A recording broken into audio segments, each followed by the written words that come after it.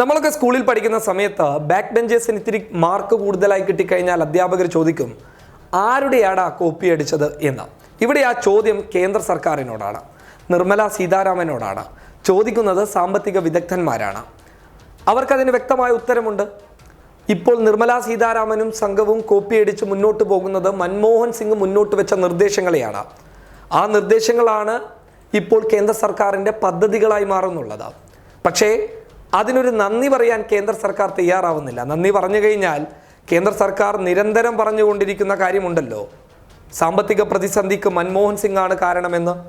അങ്ങനെ പറയുമ്പോൾ പോലും ഇപ്പോൾ കേന്ദ്രം നേരിടുന്ന സാമ്പത്തിക പ്രതിസന്ധി, രാജ്യത്തെ ജനങ്ങൾ നേരിടുന്ന സാമ്പത്തിക പ്രതിസന്ധി, അതിനെ നേരിടാൻ എന്തിനാണ് പിന്നെ മൻമോഹൻ്റെ നിർദ്ദേശങ്ങളെ നിങ്ങൾ കടമെടുക്കുന്നത്? ഉളുപ്പുണ്ടോ നിങ്ങൾക്ക്? നാണമില്ല നിങ്ങൾക്ക്? ചില കാര്യങ്ങളിലേക്ക് ഒരു എത്തിനോട്ടം നടത്താം. അതായത് കേന്ദ്ര സർക്കാരിന് മുന്നിൽ സാമ്പത്തിക പ്രതിസന്ധിയെ ഇല്ലായ്മ ചെയ്യാൻ മൻമോഹൻ സിംഗ് മുന്നോട്ട് വെച്ച നിർദ്ദേശങ്ങൾ, GST നിരക്ക് കുറക്കുക.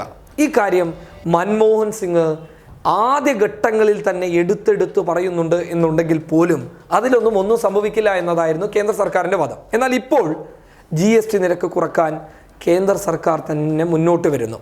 മറ്റൊരു കാര്യമെന്ന് പറയുന്നത് കാർഷിക മേഖല തകരുമെന്ന് മൻമോഹൻ സിംഗ് പറഞ്ഞിരുന്നു. അതുകൊണ്ട് തന്നെ നിങ്ങൾ കാർഷിക മേഖലകളിൽ വലിയ വലിയ പദ്ധതികൾ കൊണ്ടുവന്ന് അവരെ ഉത്തേജിപ്പിക്കാൻ നിങ്ങൾ മുന്നോട്ട് വരണമെന്ന് മൻമോഹൻ സിംഗ് നേരത്തെ പറഞ്ഞ കാര്യമാണ്.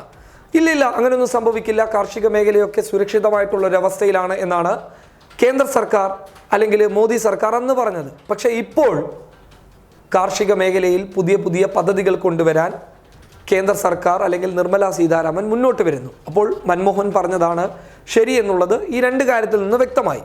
മറ്റൊരു കാര്യം എന്ന് പറയുന്നത് മൊബൈൽ അതുപോലെ തന്നെ ഇലക്ട്രോണിക് മേഖലകളിൽ വലിയ രീതിയിലുള്ള ഒരു ഇടപെടൽ കേന്ദ്ര സർക്കാർ നടത്തണം. മറ്റൊരു കാര്യം എന്ന് പറയുന്നത് ഓട്ടോമൊബൈൽ വ്യവസായങ്ങളിലും ഇടപെടൽ നടത്തണമെന്ന് മൻമോഹൻ സിംഗ് പറഞ്ഞ ഒരു കാര്യമാണ്. ഒന്നും സംഭവിക്കില്ല, അങ്ങനെയൊന്നും ഉണ്ടാകില്ല എന്നതായിരുന്നു കേന്ദ്ര സർക്കാരിൻ്റെ വാദം. എന്നാൽ ഇപ്പോൾ ഒന്ന് നോക്കൂ, ഓട്ടോമൊബൈൽ വ്യവസായമൊക്കെ തകർന്ന് തരിപ്പണമാകുന്നു. നമുക്കറിയാവുന്ന കാര്യമാണ് മൊബൈൽ വിപണിയിൽ ഇന്ത്യ നേരിട്ട ഒരു വലിയ വെല്ലുവിളി. ഇതൊക്കെ മുന്നിൽ കണ്ടുകൊണ്ട് ഇപ്പോൾ കേന്ദ്ര സർക്കാർ എന്ത് ചെയ്യുന്നു? മൊബൈൽ അതുപോലെ തന്നെ ഓട്ടോമൊബൈൽ മേഖലകളിലൊക്കെ വലിയ ഇടപെടൽ നടത്തി അവരെ സഹായിക്കാൻ കേന്ദ്ര സർക്കാർ മുന്നോട്ട് വരുന്നു. ഇതെപ്പോഴാണ് മൻമോഹൻ സിംഗ് പറഞ്ഞിട്ടുള്ളത്? നേരത്തെ തന്നെ പറഞ്ഞിട്ടുള്ള കാര്യമല്ലേ? പണപ്പെരുപ്പം രാജ്യത്ത് വലിയ രീതിയിൽ ഒരു വലിയ വിഷയമായി മാറിയിരിക്കുകയാണ്. അതിനെ പരിഹരിക്കാൻ ചില നിർദ്ദേശങ്ങൾ മൻമോഹൻ സിംഗ് നൽകി. അതും ഇപ്പോൾ ഏറ്റുപിടിച്ച് മുന്നോട്ട് വരുന്നു.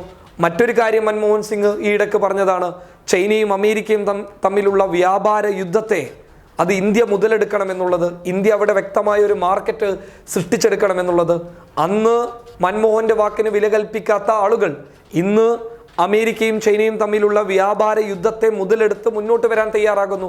അപ്പോൾ ഇതിൽ നിന്നൊക്കെ വ്യക്തമാകുന്ന ഒരു ചിത്രം എന്ന് പറയുന്നത് പച്ചക്ക് പരസ്യമായി മൻമോഹൻ സിംഗ് പറഞ്ഞ കാര്യങ്ങളൊക്കെ ഇപ്പോൾ ശരിയാണ് എന്ന് തോന്നിയപ്പോൾ അത് ഏറ്റുപിടിച്ച് അതിനെ പദ്ധതികളാക്കി മുന്നോട്ട് കൊണ്ടുവരികയും എന്നിട്ട് സാമ്പത്തിക പ്രതിസന്ധിക്ക് കാരണം ഡോക്ടർ മൻമോഹൻ സിംഗ് ആണെന്ന് പറയുകയും ഉളുപ്പില്ലാതെ മൻമോഹൻ സിംഗിനെതിരെ പ്രസംഗിക്കുകയും ചെയ്യുന്ന കേന്ദ്ര സർക്കാരിൻ്റെ ഇരട്ടത്താപ്പിൻ്റെ പച്ചയായ മുഖമാണ് പൊതുജനങ്ങൾ കാണുന്നുള്ളത്. ഇപ്പോൾ സാമ്പത്തിക വിദഗ്ധരൊക്കെ ഇത് വലിയ രീതിയിൽ മുന്നിൽ വെക്കുകയും നിങ്ങൾ ചെയ്തത് തെമ്മാടിത്തരം എന്നുള്ളത് വിളിച്ചു പറയാൻ ചില സാമ്പത്തിക വിദഗ്ധന്മാർ തയ്യാറാവുന്നു എന്നുള്ളത് തന്നെയാണ് ഇപ്പോൾ ഏക ആശ്വാസം. മൻമോഹൻ സിംഗിൻ്റെ പദ്ധതികൾ കോപ്പിയടിച്ച് ലോകം കണ്ട ഏറ്റവും വലിയ സാമ്പത്തിക വിദഗ്ധൻ്റെ പദ്ധതികളുമായി മുന്നോട്ട് പോകുമ്പോൾ പോലും ആ പാവത്തിനെ വലിച്ചു കീറി ഇങ്ങനെ ഭിത്തിയിലൊട്ടിക്കുന്ന ഒരു സ്വഭാവം കാണിക്കുന്ന നിങ്ങൾക്ക് ഉളുപ്പുണ്ടോ എന്ന് ചോദിക്കുന്നതിൽ ഒരു തരത്തിലും തെറ്റില്ല എന്നത് തന്നെയാണ് ഞങ്ങളുടെ ഒരു അഭിപ്രായം. News desk public Kerala.